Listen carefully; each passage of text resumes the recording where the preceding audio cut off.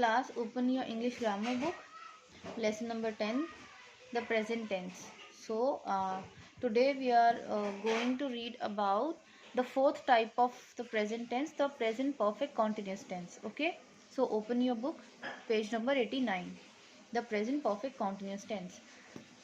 First you should know the meaning of the topic. Okay, सबसे पहले आपको जो टॉपिक है इसका मीनिंग पता होना चाहिए, इसी से आपको आगे का चैप्टर क्लियर हो जाएगा होगा। ठीक है, जैसे प्रेजेंट मतलब कौन सी टेंस की बात हो रही है, प्रेजेंट की, यानी जो भी हम आगे सीखेंगे वो सब प्रेजेंट में हम सेंटेंस फॉर्म करेंगे। परफेक्ट मतलब जो काम है वो फिनिश हो चुका है, ठीक, कंप्लीट हो चुका है। कॉन्टिन्यूस मतलब कॉन्टिन्यू चल रहा है। अब ये दोनों चीजें पॉसिबल एक साथ कैसे हैं? या तो कोई काम फिनिश होगा या फिर वो कंटिन्यू होगा।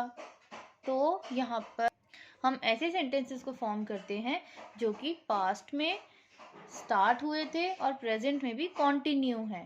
ठीक, तो वहाँ हम प्रेजेंट परफेक्ट कंटिन्यूअस का टेंस का यूज करते हैं। मतलब उसका कुछ पार्ट तो कंप्लीट हो चुका है लेकिन कुछ पार्ट अभी भी कंटिन्यू चल रहा है। ये आपको और अच्छे से क्लियर होगा जब हम आगे नोट्स रीड करेंगे। Okay, so let's read the notes. We use present perfect continuous tense to express an action that started in the past and is continuing up to the present. मतलब present तक कोई action continue हो रहा है जो कि past में start हुआ था। ऐसे जो एक्शंस होते हैं उनको एक्सप्रेस करने के लिए हम प्रेजेंट परफेक्ट कंटिन्यूअस टेंस का यूज करते हैं। प्रेजेंट परफेक्ट कंटिन्यूअस टेंस को हम कैसे फॉर्म करते हैं? हैज हैव का यूज होगा, क्योंकि सेंटेंस किस में है, टेंस आपका प्रेजेंट में है तो प्रेजेंट में हैज या हैव यूज होता है। सो हैज हैव यूज होगा according to the subject. And then बस क्या आ जाएगा आपका, बीन, देन वर्ब की जो फर्स्ट फॉर्म है उसके साथ आप आईएनजी ऐड कर देंगे। बहुत इजी है, एग्जाम्पल देखिए। दे, सब्जेक्ट क्या है, प्लूरल है, सो हैव। अगर यहाँ ही होता तो हैज, अगर यहाँ शी होता हैज, अगर यहाँ आई होता हैव। राइट, तो आपको ये पता होना चाहिए कौन से सब्जेक्ट के साथ आपको हैज यूज करना है और किसके साथ have. So they have, then क्या आएगा आपका, बीन, एंड देन वर्ब की फर्स्ट फॉर्म टॉक के साथ ING, talking for an hour. They have been talking for an hour मतलब वो पास्ट से बात कर रहे हैं और अभी तक उनकी बातें कंटिन्यू हैं। ठीक है, मतलब वो 1 घंटे से बातें कर रहे हैं, मतलब उन्होंने पहले बात करना स्टार्ट किया था और अभी प्रेजेंट में भी वो जो काम स्टार्ट किया था, जो एक्शन हो रहा होता वो अभी भी चल रहा है। ठीक है, तो ऐसे सेंटेंसेस के लिए हम प्रेजेंट परफेक्ट कॉन्टिन्यूस टेंस का यूज करते हैं। She has been sitting here since morning. She singular subject है, so has, she has, then been, and then verb की first form sit plus ING, sitting here since morning. यहाँ पर क्या है, ये सुबह से यहाँ बैठी है। ठीक, मतलब पास्ट में वो कभी आकर बैठी थी और अभी प्रेजेंट में भी वो वहीं बैठी है। तो कोई एक्शन पास्ट में शुरू हुआ था और प्रेजेंट में भी कंटिन्यू है। राइट, वर्कशीट 10 देखिए। Penny the penguin wants you to fill in the blanks with the present perfect continuous tense of the verb given in the brackets.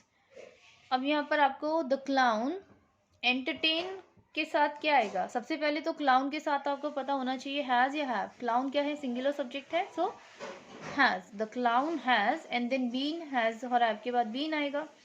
The clown has been entertain plus ING, entertaining us with his funny tricks. The clown has been entertaining us with his funny tricks. Clown मतलब होता है joker. डोरा singular subject है, so has, then been, Dora has been wait plus ing waiting at the bus stop for the last 10 minutes. Miss Smith singular subject, so has, Miss Smith has, then been, judge plus ing judging the dance show for the last 2 years. Miss Smith पिछले 2 साल से dance show जज कर रही हैं। ठीक, the policeman, अब यहाँ पर देखिए पुलिस मैन है, ठीक है, पुलिस मैन नहीं है। पुलिस मैन MAN, तो क्या है, ये सिंगुलर सब्जेक्ट है। अगर यहाँ होता MEN तो आप क्या यूज करते, हैव। पुलिस मैन यानी एक पुलिस की बात हो रही है, सो सिंगुलर सब्जेक्ट है, हैज बीन, तो policeman has been question plus ING questioning the robber since morning.